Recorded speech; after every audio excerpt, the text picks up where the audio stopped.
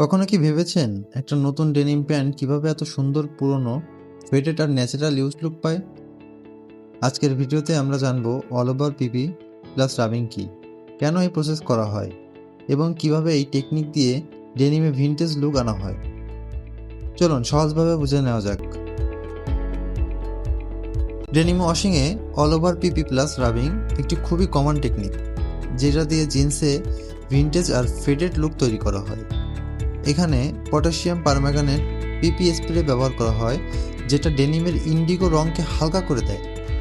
গার্মেন্টসে সমানভাবে পিপি স্প্রে করা, যাতে একটা ইউনিফর্ম ফেডিং আসে, যেটা দেখতে একদম ন্যাচারাল লাগে। পিপি সাধারণত স্প্রে করে দেওয়া হয় এবং এটা নির্ভর করে কতটা কনসেন্ট্রেশন ব্যবহার করা হচ্ছে আর কতক্ষণ রাখা হচ্ছে তার উপর।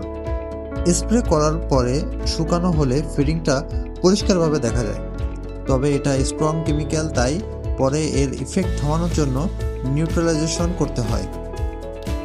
সাধারণত সোডিয়াম মেটাবিসালফাইড বা হাইড্রোজেন পারঅক্সাইড ব্যবহার করতে হয় এই প্রসেসটি স্টপ করতে, যাতে এই ফেব্রিক ড্যামেজ না হয়। তারপর আসে রাবিং স্টেপ। এখানে স্যান্ড পেপার, ব্রাশ বা মেশিন দিয়ে জিন্সের নির্দিষ্ট জায়গা যেমন হাঁটু, থাই বা পকেটের পাশে ঘষা হয়। এতে যেসব জায়গা বেশি ঘষা লাগে সেখানে রং আরও হালকা হয়ে যায়, ফলে একটা ন্যাচারাল ইউজড লুক তৈরি হয়।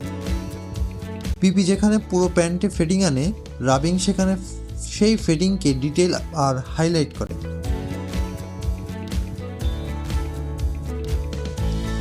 এই পুরো প্রসেস কিছু বেসিক কেমিক্যাল ব্যবহার করা হয়, যেমন পিপি ফেডিংয়ের জন্য সোডিয়াম মেটাবিসালফাইড, হাইড্রোজেন পারঅক্সাইড নিউট্রালাইজেশনের জন্য, আর অনেক সময় এনজাইম বা সেলুলোজ এনজাইম ব্যবহার করা হয়। এগুলো সাধারণত ব্যবহার করা হয় স্মুথ ফিনিশিং আনার জন্য। সব কিছু ঠিকভাবে কন্ট্রোল করতে পারলে একটি ভালো কোয়ালিটি ভিনটেজ ডেনিম লুক পাওয়া যায়।